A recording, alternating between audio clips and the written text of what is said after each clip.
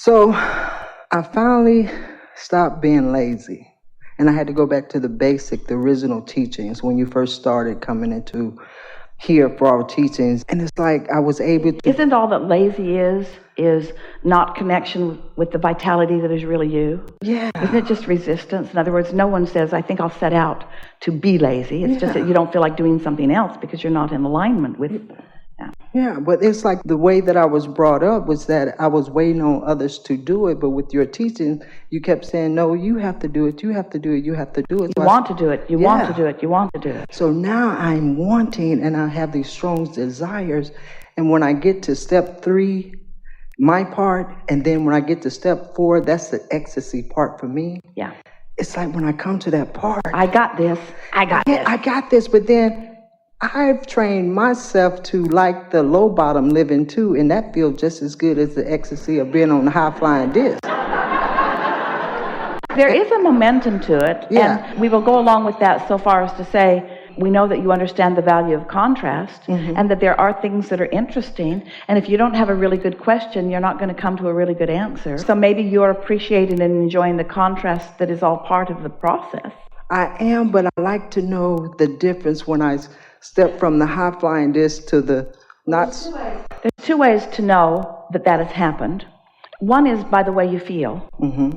And the more you hang around here, then the more you're aware when you dip from it. The other way is you can wait until the thoughts have turned to things. Sometimes, even with Esther, something happens before she is associating the thoughts that have caused it to be. And there's nothing wrong with post-awareness. In other words, sometimes it can be a more joyful journey if you're aware in the early stages. This is where we always talk about momentum, because law of attraction and momentum are the same word. Because when you focus on something and you hold it in your vibrational consciousness, when you broadcast in a consistent way about something, talking, thinking, then what you're broadcasting also becomes your point of attraction. So what you're broadcasting is the way you practice what your receiving mode is. So sometimes you're broadcasting based upon what you're observing. You're not doing it deliberately. So you're broadcasting because you want to be objective, or you want to be aware, or you want to be informed. And so you're broadcasting, observing, and then you accomplish a vibration that you're not even aware that you've accomplished because it felt sort of normal while you were broadcasting it. But then as the momentum picks up and you get more and more and more of what you were broadcasting, then sometimes when you get into that manifested realm or experience, that's when you acknowledge, oh, I maybe could have done a better job of broadcasting because where I am, but it doesn't matter because nothing's ever finished. You never get it done. You never get it wrong either. And the reason it's never wrong is because it's never done. So at any point of manifestation along the way, all you're having is another step 1 moment where you are asking with more specifics about what you would prefer, and then off you go again. It's just a never-ending molding process. Okay, so I have that part, but the part that's frightening to me is, the part that's very new to me that I'm getting used to is that it feels as if my inner being and I are becoming one I'm expanding, like the first gentleman was saying, but I want to make sure that I'm expanding in the unconditional love of you because I've been sidetracked by similar feelings. That feels well, here's the thing. Don't make this too complicated, and don't try to feel all the way down the road. Just feel as you go. And so when you say, I know that I'm in alignment, and we say, if you weren't in alignment, you couldn't even have the awareness of receiving your inner being. In other words, just trust that when you feel good, it is good. When you have that feeling of elation or clarity, let it play out to give you the reassurance. We said this earlier, and we want to say it and say it and say it and say it until you begin to receive it and know it and own it. That the easiest and the most effective and the most lovely way for you to understand your worthiness is by tending to your thoughts and then making the conscious association between that thought and how it felt and what happened next. And further, we would like you to feel as blessed in the absence of what you want as you are in the presence of what you want, because you couldn't even feel negative emotion if your inner being wasn't so focused upon you in a powerful, positive way. Did you hear that? Even your ability to feel negative emotion means that there's love shining toward you that you're not letting in.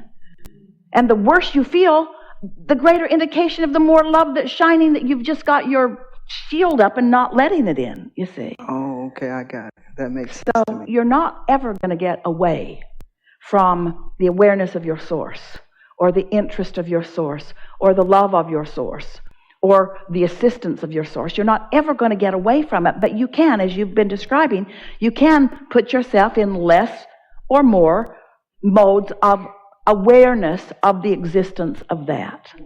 But at this point, you've heard enough and you've lived enough that you've got to be acknowledging that you are an extension of that. Just the fact that you have awareness of your own emotions has to help you to know that there is a tuning to something that you can deliberately or indeliberately accomplish. Yeah, that's a secret garden, the emotions, the emotions, and then fine-tuning, not taking on the pain of it, the resistance of it, but just acknowledging that, following the feeling behind it, and so I can know what the old reaction, so I can ask for a new reaction. It's like Esther just loves those bumps on the side of the road, right there at the edge of her lane. Those bumps that she feels right before she drives into the bar pit. She hasn't done that yet, but she likes those bumps because they are indicators to her. One of her new cars has a lane sensor, and so the bumps don't even have to be there. Her seat just vibrates a little if she gets too close to that. She sort of gets there often because it's sort of nice to have a friendly nudge every now and again. But not one time has she ever felt the awareness that she was closer to the edge of the road than she really meant to be, and felt guilt. Oh, I should be so ashamed of myself. There's guidance that's letting me know that I'm doing something that I really didn't mean to do. Your guidance is your blessing. Your guidance is your friend, you see. Whether it's a negative emotion or a positive emotion, it's an indicator of what you are broadcasting from and what law of attraction is going to emphasize and magnify and reveal and produce for you. In other words, you can tell by the way you feel what is coming. But we don't want you to change your emotion because of what's coming down the road. We want you to tune your emotion because how it feels right now. Oh, I'm not going to feel miserable because a bad thing may come. Yeah. Bad things here, it's misery. Yeah. That's true. Wow. Okay. So sitting here allows me to commit to myself even further because, just like you said, there's no going back.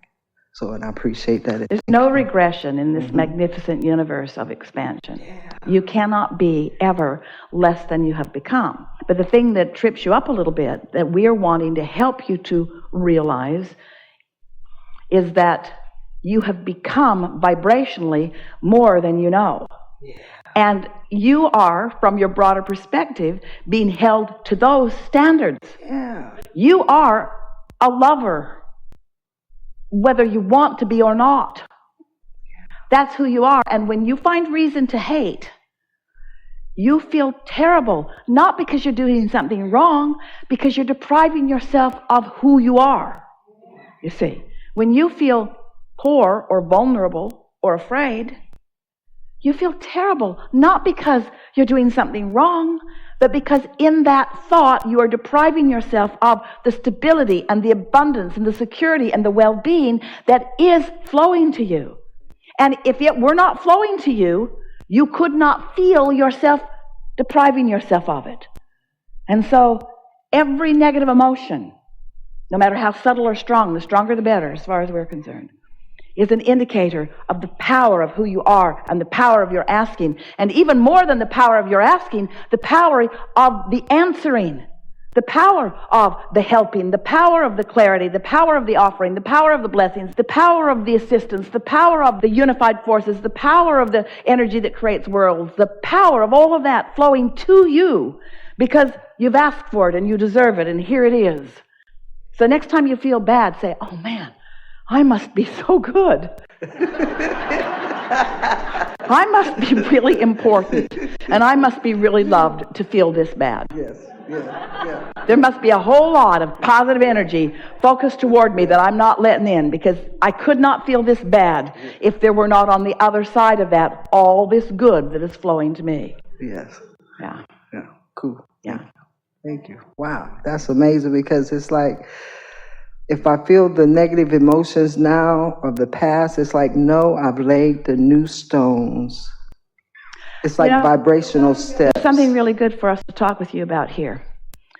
Because as you stand now, you're in the most expansive, clear place that you've ever been. So here you are. So if you look into the past, you can't even find those feelings. You said to us something a few minutes ago, something like, you are aware of the evolution of your desire.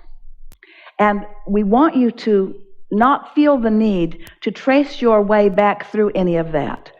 And when you try to trace your way back through it, you can't possibly do it, because you can't re-become who you were then.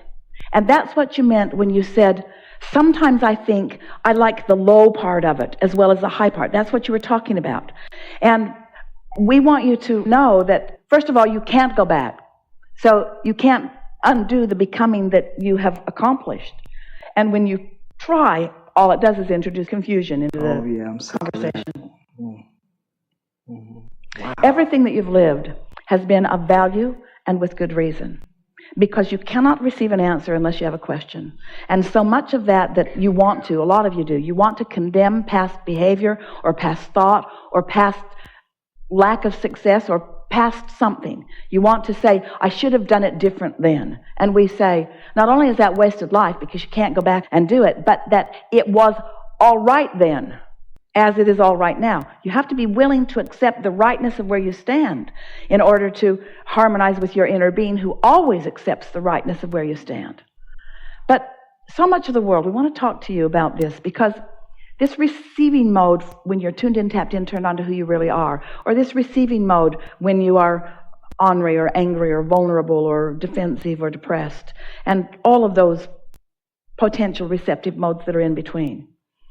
So feel what it feels like to be in this aligned state and an idea come to you, and feel the elation that you feel and the good timing and the nice unfolding and the happiness that you have as an individual or as a group when you feel like that. And then, in contrast, feel some of this vulnerable feeling or picked on feeling or not being appreciated feeling or being misunderstood feeling, and then feel how it feels as that begins to play out. So feel the difference in those. And we're going to make a very strong statement to you. The majority of your world, especially your Western world, is doing most of their talking, most of their book writing, most of their conversing, most of their religioning, most of their politicking, most of their everything from there. That's what is making up most of the dialogue, most of the conversations, most of the things that most of the people are talking about in most of the movies and most of the television and most of the media and most of the dinner time conversations. Most of what you're talking about as mass consciousness is coming from that vibrational place. And so when you get into this receptive mode, then this stuff that feels yucky when you focus on it becomes irrelevant, because you no longer have vibrational access to that stuff. But when you get there, sometimes you feel like you are out there all alone, because so much of the world is wanting to go here. If you're going to watch any television, you sort of got to kind of go there. And so you do have some things to consider about who you are. we're encouraging get into the receptive mode, and then there are so many wonderful things in nature and in other humans. In other words, we do not mean to make it sound bleak, like there's no one to play with you in the receptive mode, because everyone who is non-physically focused, everyone who knows who you are and what you want, all of that is available to you, and there are plenty of other physical beings who are there too, you see. So spend no more time trying to figure out how that happened, or why that happened, or why this doesn't agree with this, or why this person is saying this. Spend no time, because your inner being is spending no time there. And when you do, you're separating yourself not only from who you are, but from your true potential.